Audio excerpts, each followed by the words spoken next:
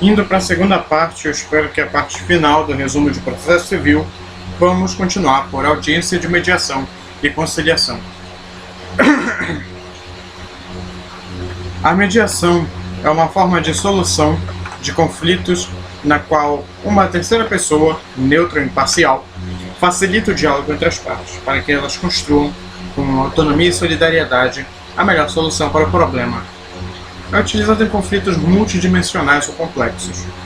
A mediação é um procedimento estruturado, não tem prazo definido e pode terminar ou não em acordo, com essas partes têm autonomia para buscar soluções que compatibilizem seus interesses e necessidades. A conciliação é um método utilizado em conflitos mais simples ou restritos, no qual o terceiro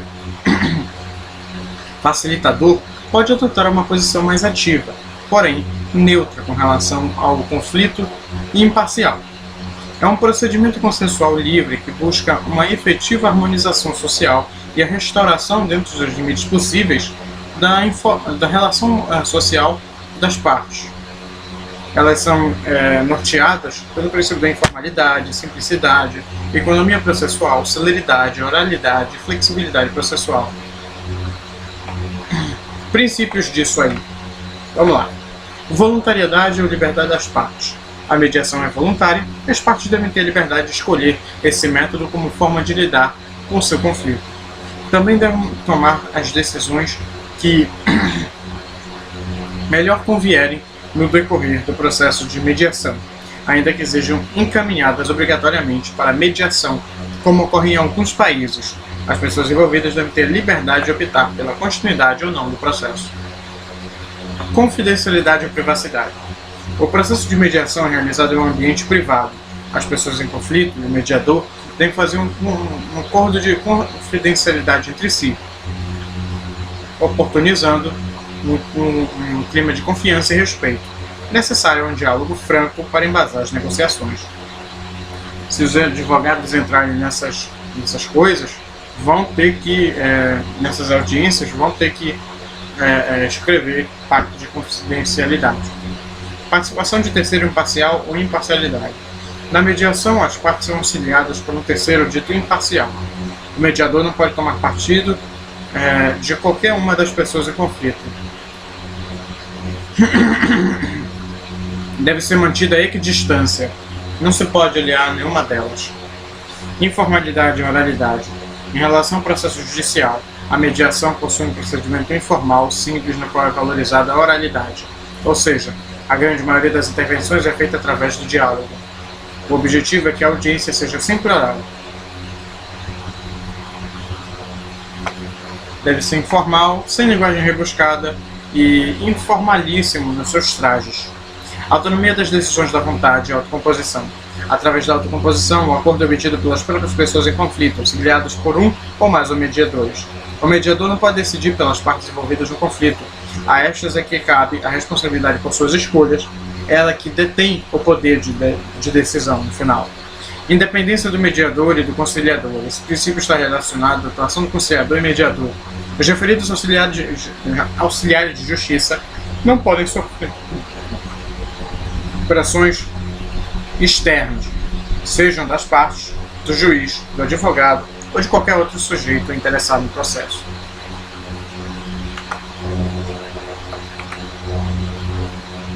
Confidencialidade. Mercadoria. Confidencialidade. Já foi dito aqui, né? E decisão informada. O procedimento de conciliação e mediação deve produzir uma decisão final, com as decisões pelas partes apresentadas e acordadas, tanto os termos do acordo como as suas consequências, tá? Vamos agora para a defesa. Defesa já é gigantinho, né? Opa! Não estou gostando disso não. Bora lá. Por força do princípio da ampla defesa e contraditório, compete ao reclamado alegar na contestação toda a matéria de defesa, o princípio da eventualidade, expondo as razões de fato e de direito com que impugnam o pedido do reclamante, especificando as provas que pretende produzir. A contestação é a peça que comporta toda a defesa do réu, e é neste instrumento que o réu deve rebater todos os argumentos do autor demonstrando de forma clara a impossibilidade de sucesso da demanda.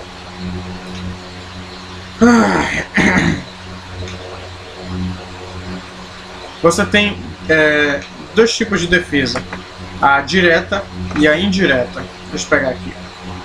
Direta, se o réu negar a ocorrência dos fatos ou, confirmando os fatos, negar as consequências jurídicas afirmadas pelo autor.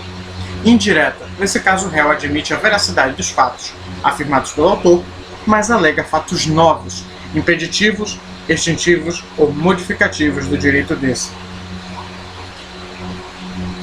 A classificação não é apenas doutrinária, tem reflexos processuais importantes. No caso de alegação de novos fatos, o autor deve ser ouvido em réplica, 326 do CPC. Defesa de mérito é aquela em que o réu resiste à pretensão do autor, lutando pela improcedência do pedido. Pode negar os fatos afirmados pelo autor ou demonstrar que a ordem jurídica não prevê as consequências por este pleiteadas. Ataca o pedido do autor é aquela em que o réu ataca os fatos que constituíram o direito do autor. Não diz respeito às formalidades processuais, mas ao conteúdo do direito que o autor afirma ser titular. Espécies de defesa de mérito. Direta. A defesa direta diz respeito ao mérito do pedido, ao que se pede na inicial. Base legal 302 do CPC. Negativa do fato constitutivo. O reclamado nega o fato em que o reclamante ampara seu pedido, fato constitutivo. Indicação de fato extintivo. O reclamado reconhece o fato que o reclamante ampara o seu pedido, fato constitutivo, mas invoca outro fato que faz desaparecer o direito dele, fato extintivo. Reconvenção. A reconvenção de ser ofertada simultaneamente pode ser ofertada simultaneamente com a contestação. O reclamado, reconvinte, pede que o reclamante, reconvindo, seja condenado a uma prestação em seu favor. A reconvenção deve ser formulada em petição diversa da contestação. Tá? Espécies de defesa indireta. Prescrição e decadência. A prescrição e decadência envolvem defesa direta de mérito. Lembramos que a prescrição é matéria de defesa e pode ser erguida em qualquer fase da instância ordinária. A decadência é material que pode ser declarada de ofício pelo próprio juiz ou erguida pelo MP. Compensação. O reclamado, reconhecendo ou não o direito do reclamante, pede que se deduza do que reconhecer devido ao reclamante um débito deste para com o reclamado. Retenção. O reclamado se recusa a devolver bens do reclamante sob o fundamento de que o faz para compelir o reclamante a pagar-lhe uma dívida. Direito de retenção, que você vem direito civil, até empresarial, pois é, tá aí. Defesa processual. A defesa processual visa atacar a relação jurídica processual, como na situação em que a extinção da relação processual impede que seja proferida decisão de mérito, ou que questões processuais podem retardar a prestação jurisdicional. Por exemplo, se for questionada a competência do juízo, essa questão tem que ser dirimida antes. É a espécie de defesa indireta, porque ela visa embaraçar a outorga da tutela jurisdicional pretendida pelo autor mediante a extinção do processo, sem que se ofereça oportunidade para a composição da lide, sem apreciação do mérito pelo juiz. Isso é, né? São exemplos de defesa indireta as que invocam a inexistência de pressupostos processuais ou de condições da ação. Defesa preliminar, 336. Não se confunde com resposta à acusação, e tampouco com a antiga defesa prévia, que foi revogada, tá? É prevista em alguns procedimentos especiais para ser feita entre o oferecimento e recebimento da peça acusatória, tendo como objetivo impedir ou evitar a instauração da lide. O réu apresenta defesas relativas ao processo ou ao direito de ação. Nelas, defende-se a inadmissibilidade do processo quando acolhidas as preliminares. Resta impedida a apreciação da matéria de mérito. Como elas devem ser apreciadas antes do mérito, serão apresentadas antes. Entendeu? Muito simples, né? Então aqui nem tanto, muito detalhe. Todas as preliminares, à exceção da incompetência relativa da convenção de arbitragem, podem ser apreciadas de ofício pelo juiz. No Código Antigo, a incompetência relativa não era matéria de preliminar. No novo CPC, as preliminares estão dispostas no 337, tá? São acréscimo do novo Código em matéria de preliminar de contestação. Incompetência relativa, impugnação ao valor da causa e impugnação à assistência judiciária gratuita. Essas três matérias no Código Antigo eram matérias de defesa separada. As regras de incompetência relativa são instituídas de acordo com o interesse das partes e, caso o réu seria prejudicado, não impugnar, a competência se prorroga.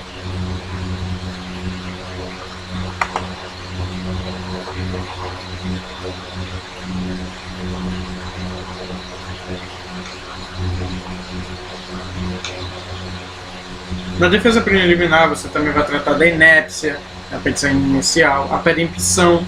Perempção é quando o reclamante dá causa por 3 vezes a extinção do processo, deixando de promover os atos e diligências que lhe competia, abandonando a causa por mais de 30 dias. Também tem na defesa processual ou defesa preliminar a questão da litispendência a ser tratada, a convenção de arbitragem, que já foi dita, a coisa julgada, né? A carência de ação, a impossibilidade jurídica, quando não há lei amparando o pedido, nem mesmo em tese, a falta de interesse, o reclamante reivindica aquilo que não tem interesse em ver atendido, ou apesar do interesse, o deferimento do pedido não tem utilidade para ele. Deixa eu ver um negócio aqui, por favor.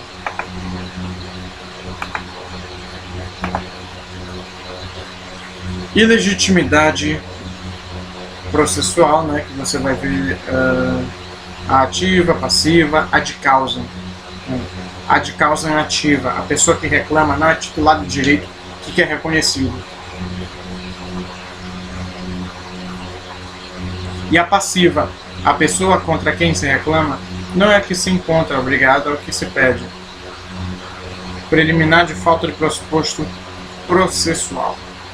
Cláusula compromissória é a convenção através da qual as partes no contrato comprometem-se a submeter à arbitragem os litígios que possam vir a seguir, relativamente a tal contrato. A cláusula será estipulada por escrito, incerta no próprio contrato comercial ou em documento apartado que a esse contrato se refira. É direito das partes estabelecerem na própria cláusula compromissória ou em outro documento apartado do contrato que assinam um outro modo convencionado para a instituição da arbitragem. Princípios atinentes à contestação. Concentração da defesa. O réu deve erguer toda a defesa possível na mesma oportunidade, tanto as processuais quanto as de direito material. A contestação, uma vez apresentada, ainda que esteja dentro do prazo, não abrirá oportunidade para o réu alterá-la ou aditá-la. Deve-se unir tanto a contestação quanto a impugnação e a reconvenção, sob pena de preclusão lógica consumativa. Eventualidade, acumulação de defesas. Por força desse princípio, cabe ao réu acumular defesas para que o juiz, rejeitando uma, possa acolher a outra, ainda que sejam incompatíveis. É uma decorrência do princípio anterior, pois a parte poderia aguardar defesas para apresentar ao longo do processo, não fosse o princípio da concentração. Já que se deve apresentar toda a defesa, a parte pode valer-se do princípio da eventualidade, ainda que as defesas sejam incompatíveis entre si. Impugnação especificada. Cabe ao réu manifestar-se precisamente sobre os fatos alegados pelo autor, sob pena de presumir sua veracidade. Não basta defesa genérica ou por negação geral. Aqueles fatos que forem rebatidos serão presumidos como verdadeiros. Em regra, não se admite contestação por negação geral, pois deve-se impugnar especificamente cada ponto. Aceita-se a contestação genérica, como é o caso do réu que, citado pelo edital, não comparece.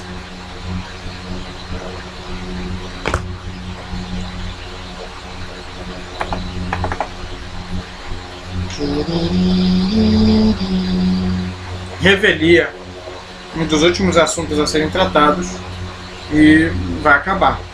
Revelia a situação em que se encontra a parte que, citada, não comparece em juízo para se defender.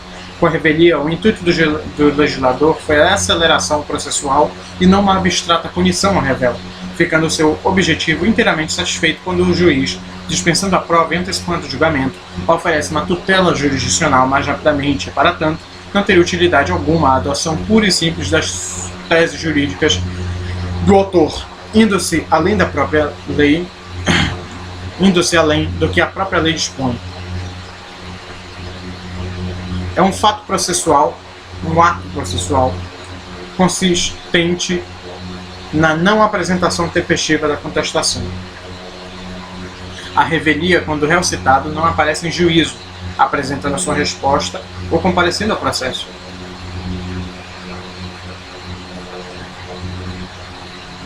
Não se confunde revelia com a presunção de veracidade dos fatos afirmados pelo autor, que é um de seus efeitos. São os efeitos da revelia. Efeito material. Efeitos da revelia, efeito material. Presunção de veracidade das alegações de fato feitas pelo demandante. Os prazos contra o réu revel, que não tenha advogado, fluem a partir da publicação da decisão. Preclusão em favor do réu do poder de alegar algumas matérias de defesa, efeito processual, ressalvadas aquelas previstas no artigo 342, possibilidade de julgamento antecipado do mérito da causa, caso se produza o efeito material da revelia.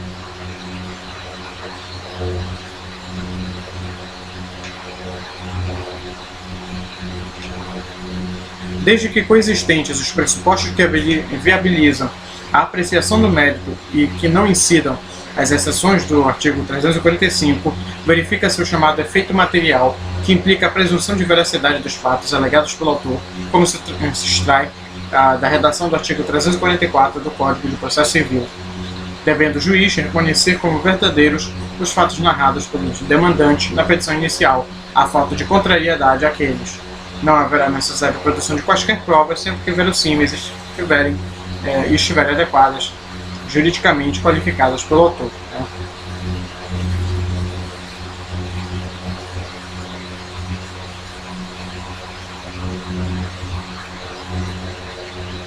O novo diploma continuou dispondo que os fatos alegados na petição inicial pelo autor e não contestados pelo réu se tornam, em princípio, incontroversos.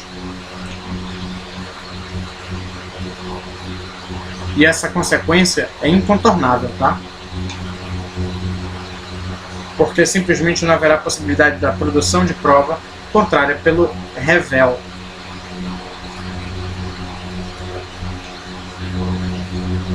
Os efeitos da revelia não abrangem as questões de direito, tampouco implicam a renúncia a direito ou a automática procedência do pedido da parte da defesa. Só abrangem as questões de fato. Né? Licença aqui.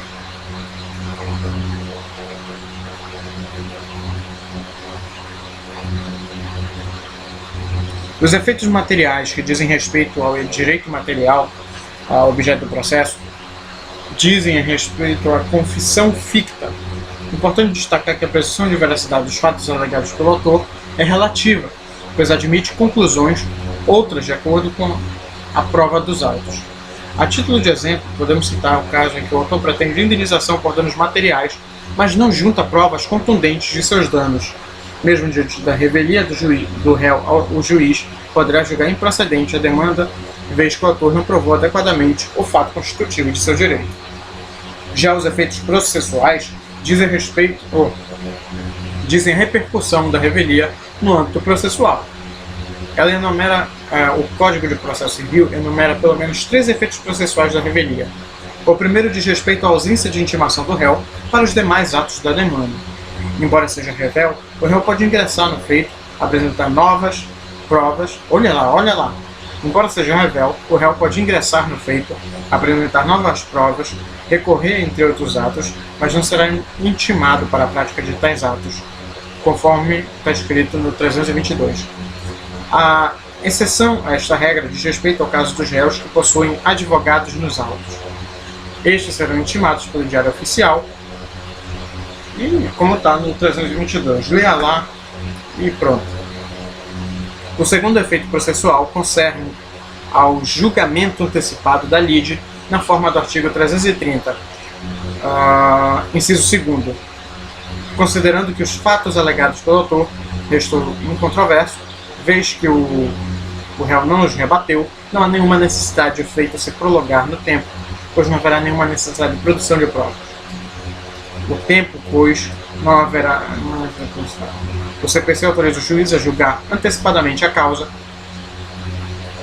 E o terceiro efeito processual diz respeito à possibilidade de antecipação de tutela de um dos pedidos quando este restar incontroverso. Conforme diz o artigo 273, parágrafo 6º, o juiz poderá antecipar um ou mais dos pedidos cumulados quando mostrar-se incontroverso, como ocorre no caso da revelia.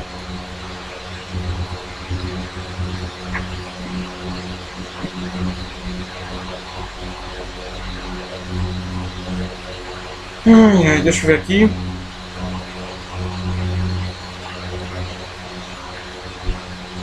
Para você ver o efeito material, pesquise também o 345 do CPC. Veja tudo aquilo ali, tá?